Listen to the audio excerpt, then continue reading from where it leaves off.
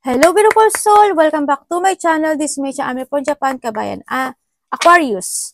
This reading is for you. Tingnan natin yung January 1 to January 15, 2025. Maraming salamat po na sa akamang subscriber, new subscriber, cross-watcher, at sa mga bagong pasok dyan. Welcome na welcome kayo sa bahay ni Ate Aimee. Salamat kayo sa nakataba ng puso ninyong mga comments. At sa mga nagpa-personal reading, maraming salamat po. Ayun, nahulog na. Kung gusto niyo na energy niyo lang talaga ang gusto niyo makuha natin, all the details para sa personal reading ay nasa baba ng video na ito. This is a general reading ka ba na Aquarius, kunin mo lang ang sayo at itapon ang hindi sayo. Maaring ito isa vice versa, energy mo, energy ng person mo o energy ng malapit sa puso mo. Nangyayari or mangyayari pa lang. Use your own intuition, labakan natin ang ating isipan. Ang daming lumakpak ko. Kuhanin na natin yan. Diba? Tandaan nyo ha, yung sa inyo lang. Pag hindi nag-resonate at hindi naman nangyari sa inyo, ibig sabihin, hindi nyo energy ang ating nakukuha. We have the 1, 3, 16, 26, 33. Dami.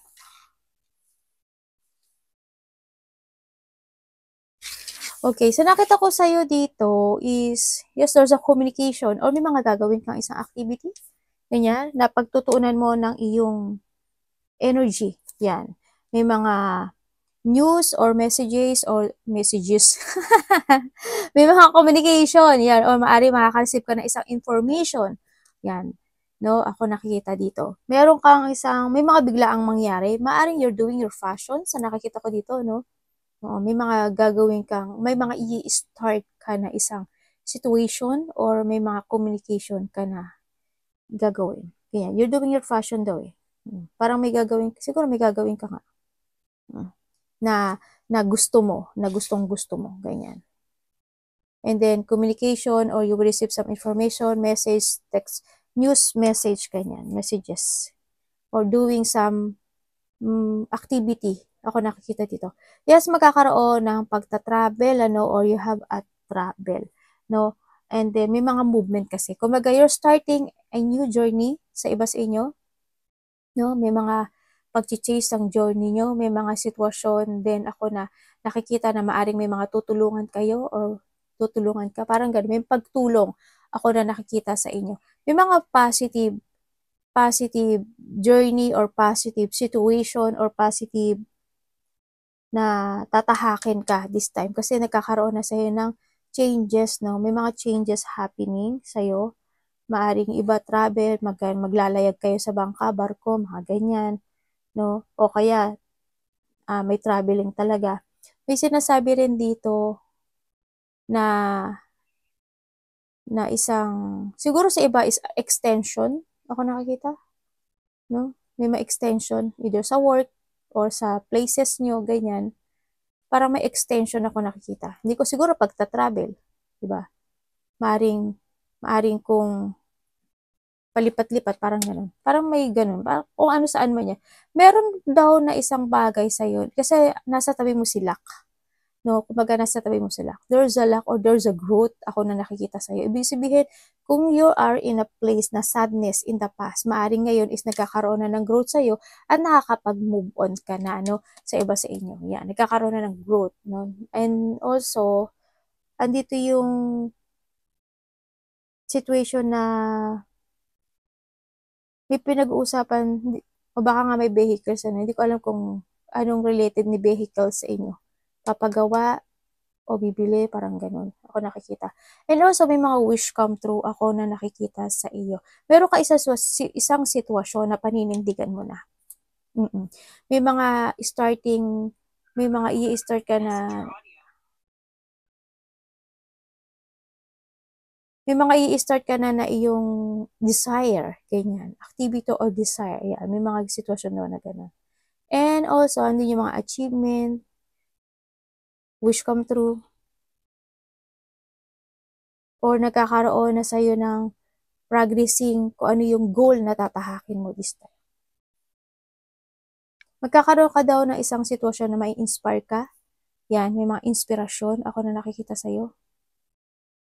And ano pa? Ano pa yung nakikita ko sa'yo?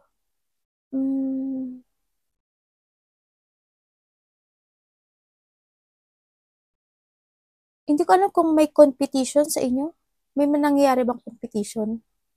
No? Para may competition ako nakikita dito. Hindi ko alam kung in what way. Siguro, yung past mo at saka yung future, ganyan. O kaya, meron kayong sasalihan na isang sitwasyon, ganyan. Baka may ganong competition. Something competition ako na nakikita sa iyo. May mga actionan ka na raw to achieve something in your life sa nakikita ko dito. And syempre, nahandito rin yung isang situation na nagkakaroon ka na isang, parang you're starting to structure something. Siguro may mga pinag-aaralan ka na isang bagay, no, na gusto mong i-structure o gusto mong buuin o tayuin o gawin, no, o actionan. So, nakita ko dito. Handito rin yung situation na maybe there's a commitment ako nakikita. Yan, may mga commitment situation na magaganap sa'yo. May mga responsibility ka daw na gagawin. And also, hindi ko alam, parang may mga pinag-aaralan ka eh. Hindi ko alam kung nag-aaral ka o may pinag-aaralan ka o may mga nini-research ka no, sa nakikita ko dito. Parang ganun ang nakikita ko sa'yo. Parang may gagawin kang, siguro yung iba sa inyo may mga gagawin kayo talaga. No, maaring business, parang ikaw, parang there's an authority ako nakikita na maaring may mga pinag-aaralan mo o kaya yung mga desire mo, mga pinag-aaralan mo na siguro, iniumpisahan mo na ang buuin yung iyong mga pangarap sa buhay this time, no? So, nakita ko. And also, syempre, yung iba sa inyo, there's a limitation or there's a boundary. Ako nakita. Sa ibang aspeto ng buhay mo, may delay ha. May delay siya. Hindi ko alam in what way. Siguro, when it comes to progressing a goal yan, medyo magkakaroon ng delay siya, no? Sa iba, hindi naman lahat. Siguro sa ibang aspeto lang. May delay something. Ako na nakikita sa'yo. Tandaan mo, the key is in yours. Diba? Andito rin yung sinasabi na may mga mag-a-unlock sa'yo or magkakaroon na ng mga bagong destination this time.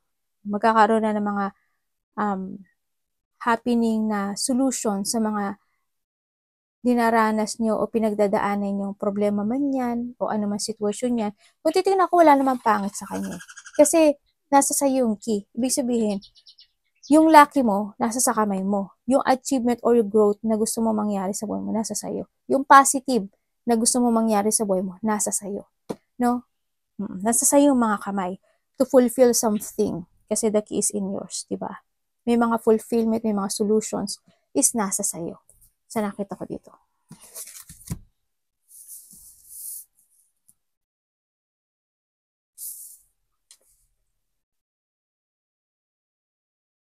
Tingnan natin. Aquarius. Ano energy ni Aquarius? Okay.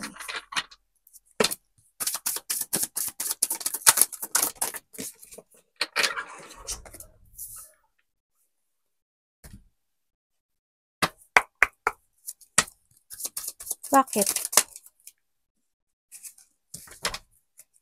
Ano ito?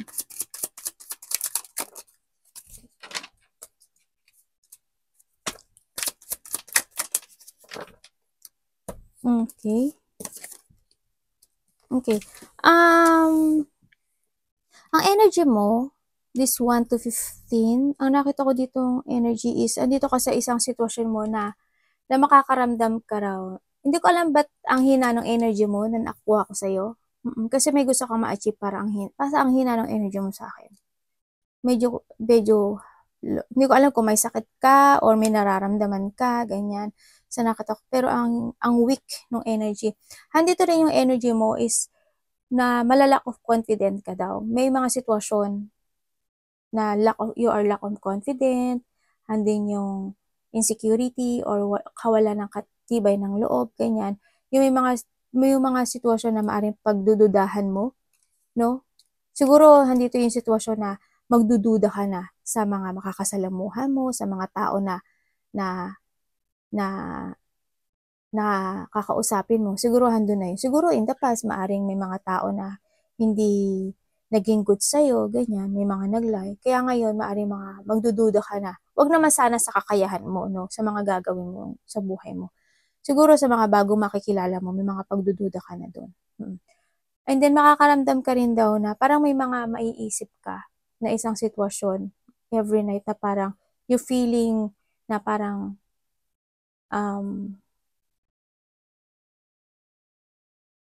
ano ba 'to, parang hindi ko alam kung yung kakayahan mo or makakaramdam ka na parang feeling mo you're not sapat, ganyan, gano'n. Siguruhan din yung paano ko ba ma-explain 'to? Eh, dito ako mahirap mag-ano, eh. Halimbawa, may karelasyon ka, halimbawa lang, karelasyon sa trabaho, mga nakakausap mo sa buhay mo, 'di ba? Siguruhan din yung sitwasyon na, "Bakit gano'n? Bakit nila ako niloloko? Bakit hindi sila tapat? Bakit sila sinungaling? Bakit gano'n? Naging okey naman ako sa kanila." Ganyan. Gusto ko naman na maging happy in both side, gano'n. Pero at the end, ikaw yung parang naging talunan, parang gano'n. Siguro mati-think mo 'yun, 'no? Yung energy mo gano'n kasi ang nakikita ko dito. You want to achieve something pero may pagdududa, 'no? Ako nakikita dito. Maaaring kung may mamimit ka na isang tao na bago, maaaring pagdudahan mo siya kung totoo ba siya o hindi, ganyan. Andito rin yung pag-iwas o to letting go o to skip sa isang sitwasyon o i-withdraw mo yung isang sitwasyon to make a new beginning in your life. May mga aalisin ka na rin sa buhay mo. Nandito ka na talaga kay the key. Yan. Parang may handit ko na sa new beginning of achievement. Yan, nandun ka na dun. Mas magkakaroon ka. Parang may pagtulong. May mga tutulungan ka ba? Parang may tutulungan ka. May pagtulong kasi ako nakikita. Tingnan natin ang parating kay Aquarius.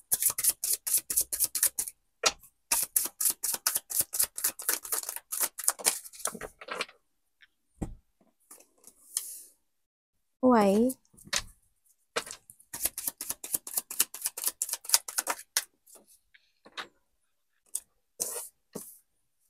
Ay, sorry. Ano yung ibig sabihin?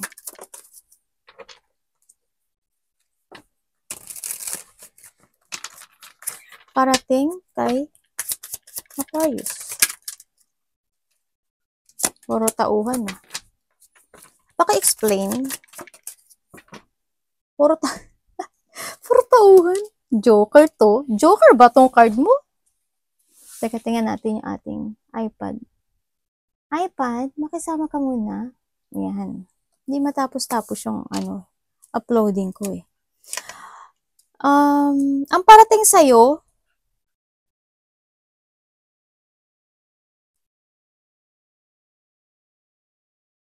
pagkakagastos. Ano ba itong energy mo? Joker to Ang parating daw sa'yo, meron ka daw mga tutulungan. You will give a love and support sa isang bagay. Hindi ko alam kung kanino ito, a friend. Parang may tutulungan ka or may hihingi sa'yo ng tulong.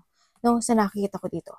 Oo. Parang, kasi ang nakikita ko sa'yo medyo, parang maybe you're offering a support or you're offering something, help, nang nakikita ko dito, yun ang parating sa'yo. May tutulungan ka or tutulungan mo, ganun na nakikita ko dito. Kasi ang weak din ng parang mahina ka pagdating sa pagtulong. Malambot yung puso mo dito. And also, handito rin yung situation na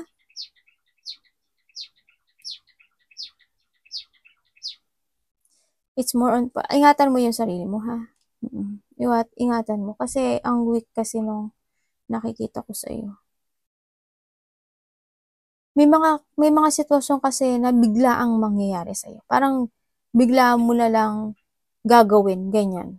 Sa nakita ko dito. Yun ang parating sa'yo. Siguro, bigla ang tulong, bigla ang paglabas ng pera, biglaan. Ganyan na nakikita ko. Darating sa'yo. Parang may mga sitwasyon na gano'n. Siyempre, parating din sa'yo.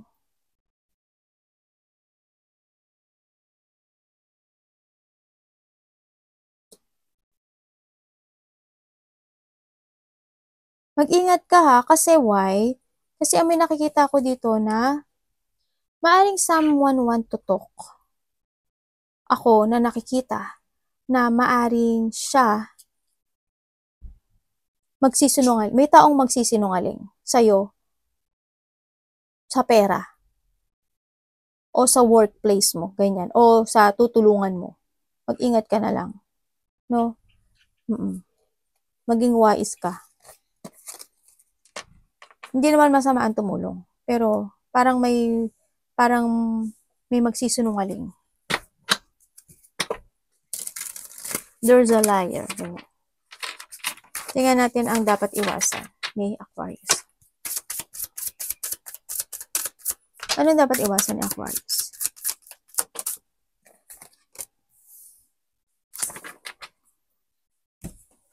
Ano yan, universe?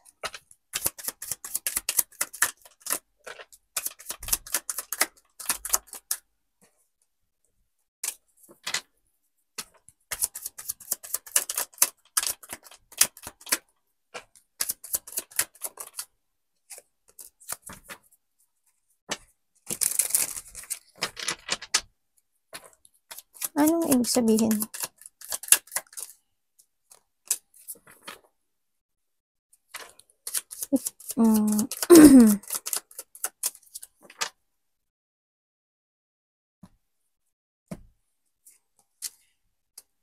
Okay. Okay, iwasan mo daw, Aquarius, yung isang bagay na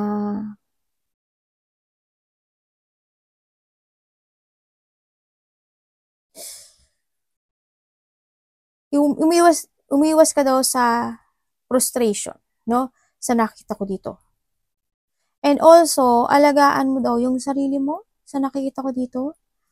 Alagaan mo daw yung sarili mo kasi parang may health issue ka. Parang may health issue ka. Hindi ko lang alam why, pero sabi dito is pahalagahan mo yung sarili mo. And then, don't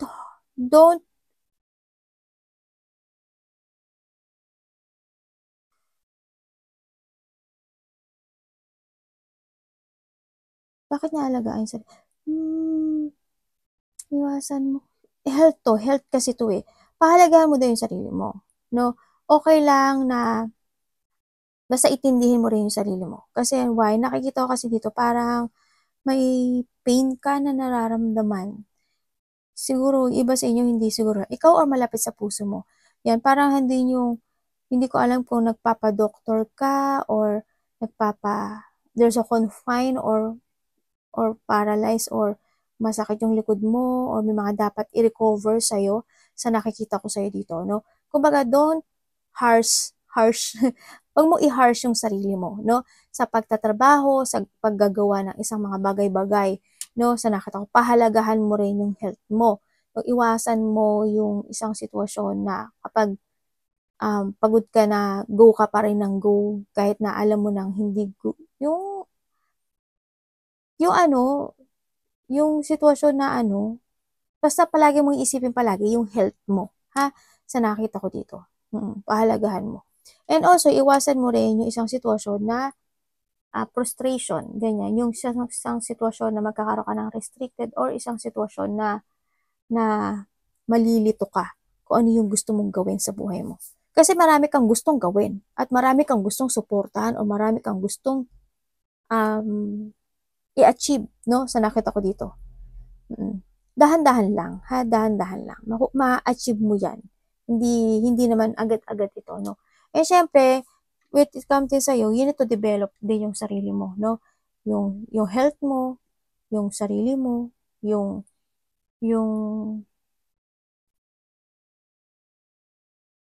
kailangan kasi is magkaroon sa'yo ng isang bagay na pagbabago sa'yo. Need dito ng new beginning or need ng new horizon sa nakikita ko sa'yo. O, iwasan mo yung masyadong mapagod din sa nakikita ko, ha? Tsaka yung masasakit ang likod or yung mata, ganyan, no? Baka medyo may mga naglalalabo na ang mata. Tingnan natin, Aquarius. Pahalagahan mo, basta pahalagahan mo yung sarili.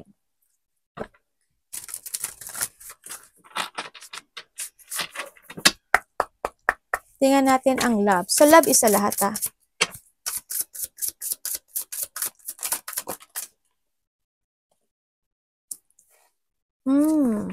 Okay.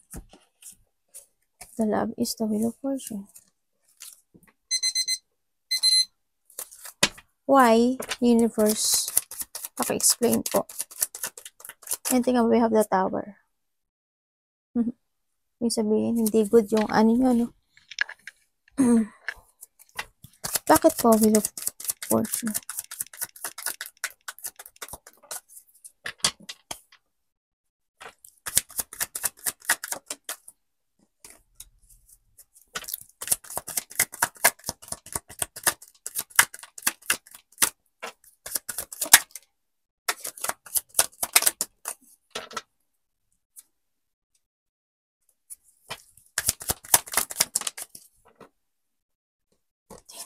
Okay, when it comes to a love, yes, maaring nagkaroon ng separation, no? Nagkaroon ng separation, nagkaroon talaga ng sadness, or nagkaroon ng self-doubt, or as in, hindi naging masaya yung relationship na ito, no? Maaring nagkaroon na kayo na sarili-sarili yung direction sa buhay nyo.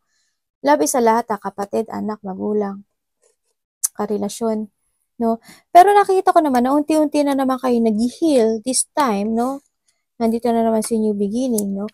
Kahit na, halimbawa, you have a family, o kaya karelasyon, o hindi man kayo nagkaroon ng separate, pero nakita ko dito na nagkakaroon na ng unti-unting recovery o nagkakaroon na ng movement, no? Sa nakikita ko dito.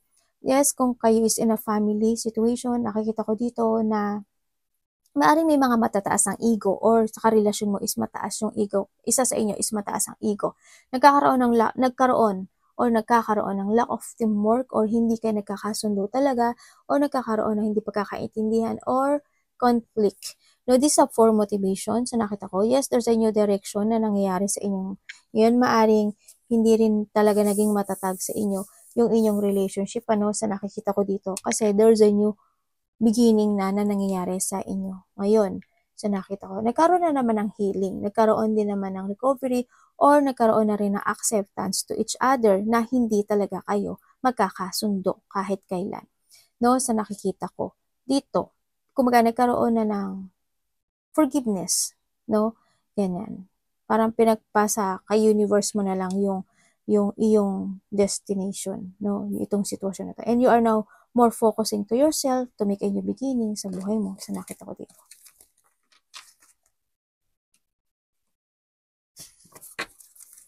Tingnan natin ang iyong money. Kamusta po ang money in Aquarius? 1 to 15.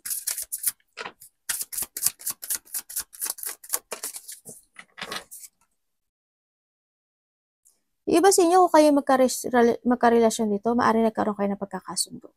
Pero handun pa rin yung nagkasundo lang kayo. Nagkasundo lang, pero hindi ko nakita yung feelings. Ganyan, handun pa rin yung hindi pagiging matatag na relasyon. Ganyan. Iba dito, medyo nagkahiwalay na siguro kayo dito. Nagkanya-kanya na kayo ng direction.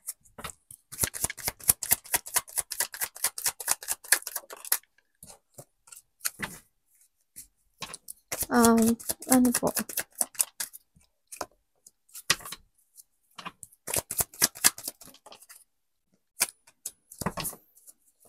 Money and career to.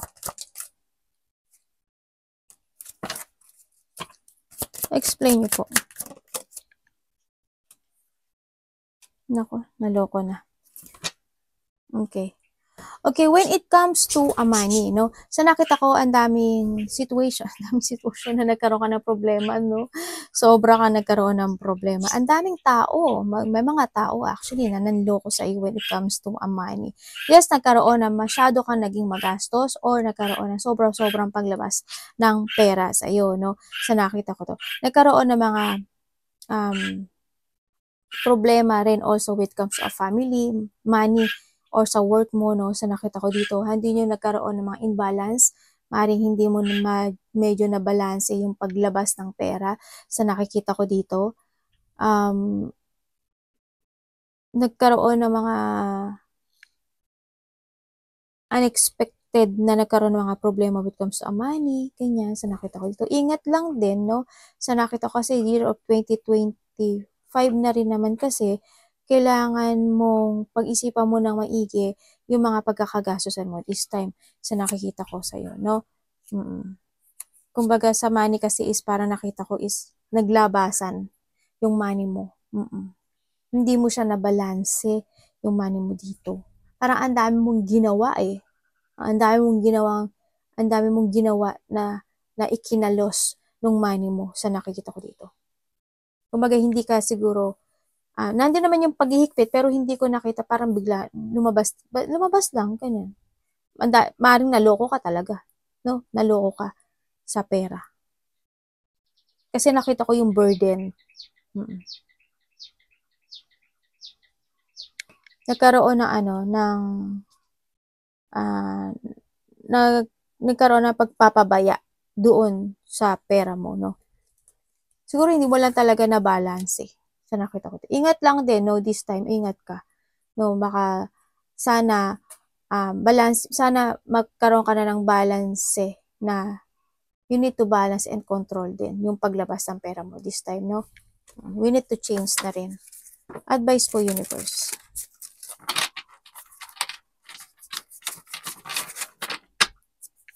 Advice po.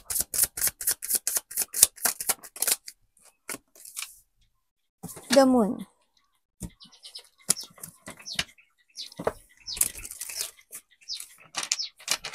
Bakit po the Moon? Ang advice niyo, universe. Why?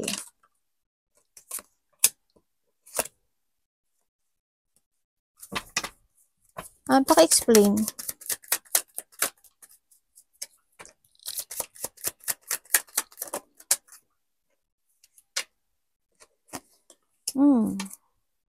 Thank you. We have the Fool, oh. Ibig sabihin, the advice is, this is the time to resetting. No, this is the time to make a new beginning. Totally. Okay. Ibig sabihin, is release the old version of you. Kasi kung dito pala, nakita ko na, di ba? Kumbaga, i-release mo na yun, yung mga old sistema mo, old na patakaran, ganun din yan, no? Patakaran, yung sarili mo, yung kailangan na ngayon is yung bagong ikaw, no? Sa nakita ko dito. Syempre, ang advice sa'yo, wag ka daw masyadong too much emotions or too much thinking sa nakikita ko sa dito. Kailangan mo daw magkaroon ngayon ng logic organized.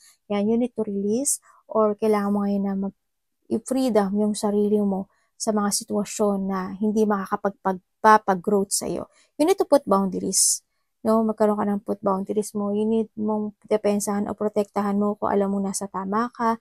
And then, syempre, kailangan sa'yo is palaging magkaroon. You use your wisdom. Use your wisdom or karunungan to clarity all the situation mo sa buhay mo. No? Maging matatag ka. Kailangan sa'yo ngayon is instruction. Kailangan sa'yo is a decision or pagpapasya to focus. Discipline, syempre discipline din. No? Kailangan mo ngayon ng disiplina, logic organize. Yan. Kailangan mo ngayon na tandaan mo, you are the authority and you are the leader ng buhay mo, ha? Ng sarili mo. No? Sa nakita ko dito. I-restore mo yung power mo, i-reclaim mo uli yung dati mong power, be independent. Yan, maging independent ka na rin sa nakita ko dito. Kumbaga, ito yung mga bad situation in the past na 2024, di ba? Alisin mo na yun. Ngayon is manindigan ka na to make a new beginning sa buhay mo. No? Huwag ka masyadong emotional, alagaan mo yung sarili mo, and then, overthinking is no, ganyan. And then, tulog-tulog pag may time, and then also, i-release mo yung takot mo na nararamdaman, if meron man, no? Sa dito, release fear, ganyan. And then, huwag kang malito, no? Huwag kang malito. Umiwas ka sa mga tao na magsisinungaling or magbe-betray sa'yo. Sa nakita ko dito. Trust more to your intuition. Sa nakita ko, kailangan sa'yo is a development. Kumbaga, back to the basic ang nakikita ko sa'yo dito, no? Make a new beginning. Live of faith, fresh start, and trust more to your sarili. Ganyan, ang nakita ko dito. And lakas ng loob. Arigatou namaste, God bless.